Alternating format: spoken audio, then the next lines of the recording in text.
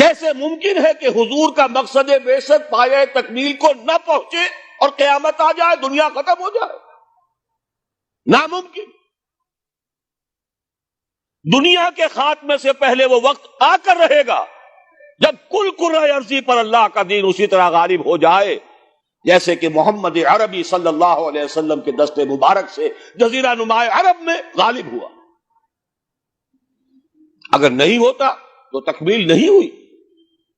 یہی بات کہی ہے اقبال نے، وقت فرصت ہے کہاں، کام ابھی باقی ہے، نور توحید کا اتمام ابھی باقی ہے۔ جزیرہ نما عرب تو جگمگا اٹھا نور توحید سے، جیسا کہ بعد میں عرض کروں گا۔ پھر اصحاب ثلاثہ، خلفائے ثلاثہ کے عہد خلافت میں کہاں سے کہاں کا علاقہ جو ہے وہ منور ہو گیا، بقعہ نور بن گیا توحید سے۔ لیکن پوری دنیا تو نہیں ہوئی نا، ابھی تو چین بھی تھا، ہندوستان بھی تھا، ابھی تو پورا یورپ بھی تھا، پورا افریقہ بھی تھا، سوائے شمالی افریقہ کے اور کہاں دین پہنچا تھا؟ جب تک کہ کل روئے ارضی پر اللہ کا دین غالب نہیں ہوتا، حضور کا مقصد بعثت نامکمل ہے، وقت فرصت ہے کہاں، کام ابھی باقی ہے، نور توحید کا اتمام ابھی باقی۔ البتہ اتمام کے دو مفہوم سمجھ لیجئے۔ ایک ہے کسی شے کا کسی ایک بلندی تک پہنچ جانا، ایک ہے کتنی اس کی وسعت کتنی ہے۔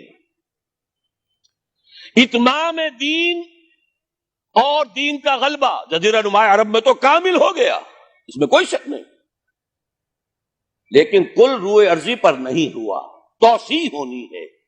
ایک اعتبار سے اتمام ہو گیا، ایک اعتبار سے دین غالب ہو گیا، لیکن یہ کہ در حقیقت چونکہ بعثت محمدی صلی اللہ علیہ وسلم تمام عالم انسانیت کے لیے ہے، اس لیے جب تک پورے عالم انسانی پر اللہ کا دین غالب نہ ہو، خلوص مقصد بعثت محمدی شرمندہ تکمیل ہے۔ لیکن جان لیجئے ہو کر رہے گا۔ اب اس کی جو خبریں دی ہیں، سب سے پہلے تو جیسا کہ ان آیات کے حوالے سے میں نے عرض کیا تھا، دو آیتیں میں نے اس وقت تک بیان کی ہیں، دو اگلی آیات ذرا سرسری طور پر سمجھ لیجئے ورنہ وقت بہت زیادہ لگ جائے گا۔ اے مسلمانوں، یہ تو ہمارا فیصلہ ہے، ہم اپنے دین کا اتمام کریں گے، ہم نے اپنے نبی کو بھیجا ہی دین کے غلبے کے لیے، غلبہ دین ہوگا، لیکن تمہارے ایمان کا کچھ تقاضا ہے۔ اگر تم چاہتے ہو آخرت کے عذاب سے بچنا، اگر تم چاہتے ہو جنت کا داخلہ، تو تمہیں ایک کاروبار کرنا پڑے گا۔ یا ایھا الذین آمنوا هل ادلکم علی تجارۃ تنجیکم من عذاب علیم تؤمنون باللہ ورسولہ وتجاہدون فی سبیل اللہ باموالکم وانفسکم۔ ایمان رکھو جیسا کہ ایمان کا حق ہے، اور جہاد کرو اللہ کی راہ میں، کھپا دو اس میں اپنی جانیں بھی اور اپنے مال بھی۔ یہ تقاضا ہے اہل ایمان سے۔ مشیت ازدی ہے، بعثت مقصد محمدی اپنی جگہ ہے صلی اللہ علیہ وسلم، لیکن جانیں کھپائیں صحابہ نے، سختیاں جھیلی صحابہ نے، قربانیاں دی حضور نے بھی اور صحابہ نے بھی۔ محمد الرسول اللہ والذین معہ،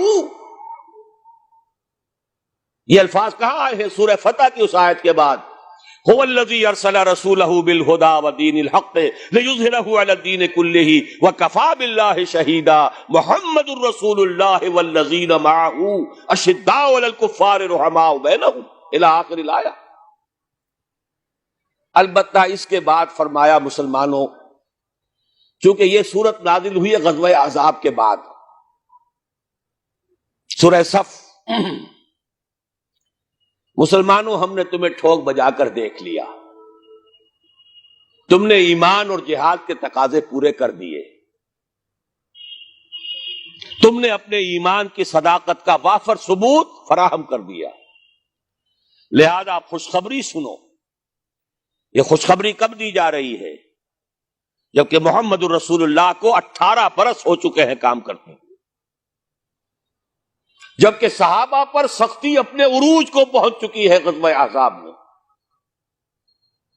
فرمایا اگر تم اس راستے پر گامزن رہو گے تو اخروی وعدے بھی ہیں، مغفرت بھی ہے، نجات بھی ہے، جنتیں بھی ہیں، بڑے اعلیٰ گھر بھی ہیں، وَأُخْرَىٰ تُحِبُّونَهَا نَصْرٌ مِّنَ اللَّهِ وَفَتْحٌ قَرِيبٌ، اور ایک اور بات سن لو جو تمہیں بہت پسند ہوگی، اللہ کی مدد آیا چاہتی ہے اور فتح جو ہے تمہاری قدم بوسی کرنا چاہتی۔